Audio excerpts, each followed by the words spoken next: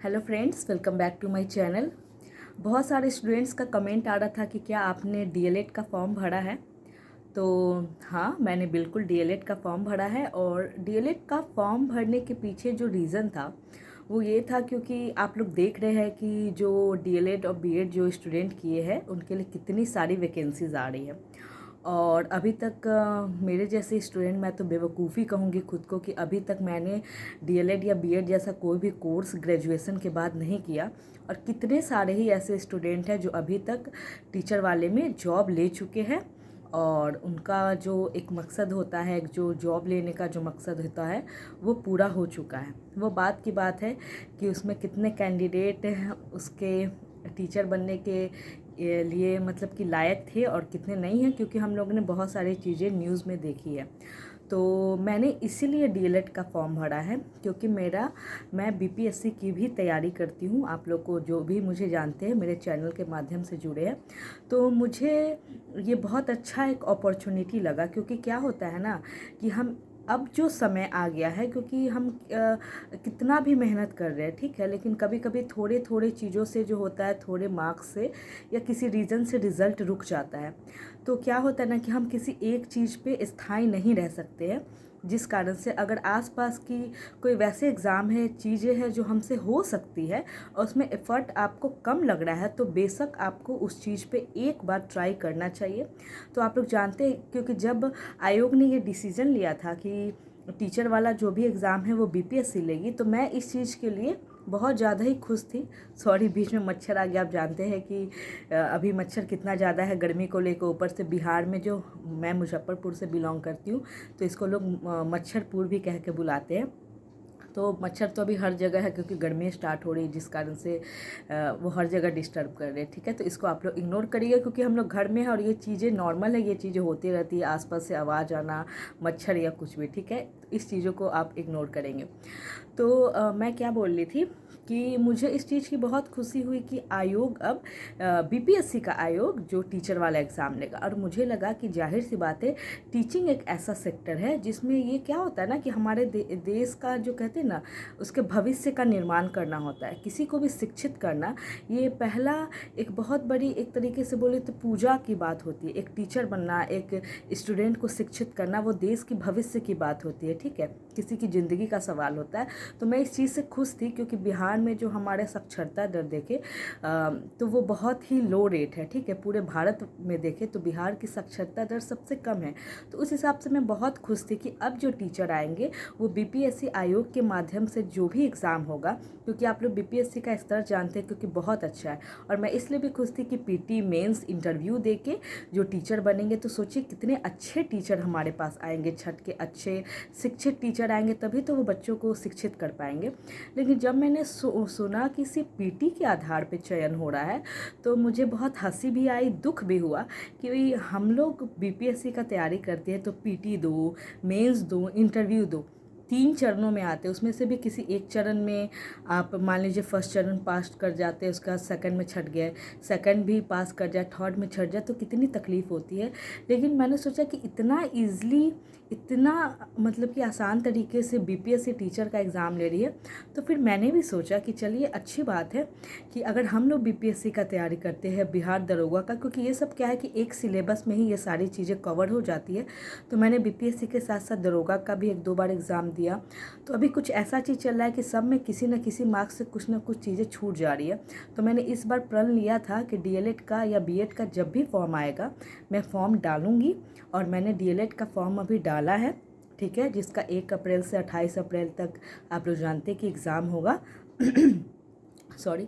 और लगभग 7 लाख बच्चों ने इसका फॉर्म भरा है। तो मैं तो कहूँगी कि जो भी लोग, जिन लोगों का भी अच्छा खासा तैयारी है, वो बिहार दरोगा और बीपीएससी के स्टूडेंट है, बिल्कुल उन्हें डीएलएड और बीएड का फॉर्म भर के इस कोर्स को पूरा करना चाहिए। ये उनके लिए एक अच्छी अपॉर्चुनिटी है कि आप थोड़ा कम मेहनत में, मैं ये तो नहीं कहूँगी कि कम मेहनत में, थोड़ा कम मेहनत में आप अच्छी चीज़ें पा सकते हो। और जिन लोगों को पढ़ाने का शौक़ है उनके लिए तो बहुत ही अच्छी बात है, जो कि जेन्युइन टीचर बन के जाएंगे। क्योंकि अगर आपने तैयारी की है बिहार दरोगा बीपीएससी के लिए, तो आपके लिए इस चीज़ में जाना ईजी हो जाता है। क्योंकि सिर्फ पीटी के ही आधार पे अगर आप डीलेट करते हो तो वो थोड़ा सा और ईजी हो जाता है। उसी के आधार पे आपका चयन हो जाता है, ठीक है। और ये सही बात है कि लड़कियों को आरक्षण भी है, तो उस हिसाब से लड़कियों के लिए और आसान चीज़ें हो जाती है, लड़कों के लिए अभी भी हार्ड है। मैं इस चीज़ से बिल्कुल सहमत हूँ। तो जिन लोगों ने भी फॉर्म नहीं डाला है, कोई बात नहीं, अभी बीएड का फॉर्म आने वाला है, 9 अप्रैल से फॉर्म भराएगा, ठीक है। तो आप लोग जो भी लोग, मैं तो बोलूँगी कि आप लोग करें, एग्ज़ाम दे और फॉर्म बिल्कुल भरे। और जो लोग भी फॉर्म भरे हैं, ठीक है, डीएलएड का, कल से उनका एग्ज़ाम है, सबको ऑल द बेस्ट।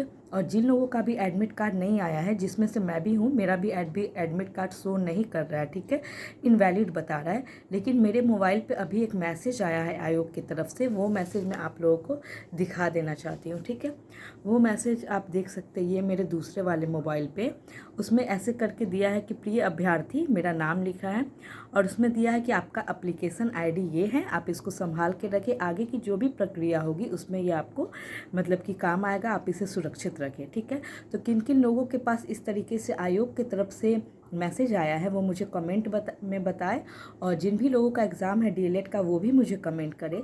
जिन लोगों का एडमिट कार्ड आ गया है, किस डेट को एग्ज़ाम है, वो मुझे बताएं। और जिन लोगों का नहीं निकला है, आप टेंशन नहीं लें, जैसा कि मैंने पढ़ा है, न्यूज़पेपर में भी आया था कि जिन लोगों का 9 अप्रैल के बाद एग्ज़ाम है, उसका भी एडमिट कार्ड नहीं आया है, ठीक है, उन लोगों का एडमिट कार्ड 5 अप्रैल को आएगा या 6 अप्रैल तक भी आ सकता है।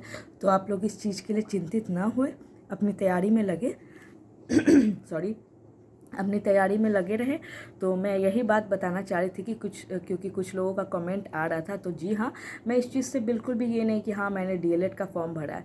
मेरे कहने का बात है कि जब मुझे अपॉर्चुनिटी मिल रही है, और वैसी अपॉर्चुनिटी जिसमें मुझे लगता है कि मैं अच्छा कर सकती हूँ, थोड़े आसान तरीके से ही अच्छा कर सकती हूँ, एक जॉब हासिल कर सकती हूँ, तो क्यों ना मैं इस चीज़ को दूँ। और मुझे तो लगता है आप सबको देना चाहिए, जो लोग भी एलिजिबल है।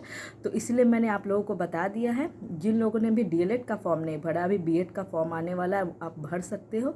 और इस संबंध में आपको जो भी जानकारी चाहिए आप मुझसे पूछ सकते हो। और मेरे पास मेरे फ्रेंड के जरिए इसके प्रीवियस ईयर क्वेश्चन भी है डीएलएड का, जो कि पूछा गया था। टोटल 120 क्वेश्चन रहते हैं, तो वो मेरे पास क्वेश्चन भी है।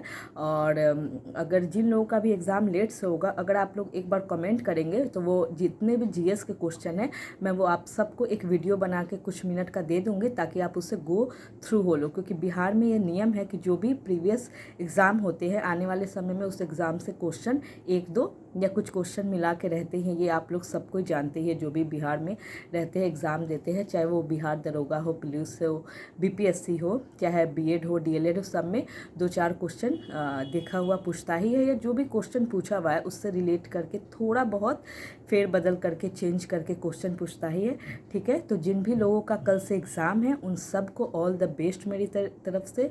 और जिन लोगों का भी बिहार दरोगा में मेंस हुआ है, वो सब अपने फिजिकल पे ध्यान दें। जिन लोगों का भी आगे एग्ज़ाम है, वो अच्छे से पढ़े। और मैं शाम को 7 बजे डेली लाइव आ रही हूँ कल से, कल भी मैं लाइव आई थी, कुछ लोग मुझसे जुड़े थे।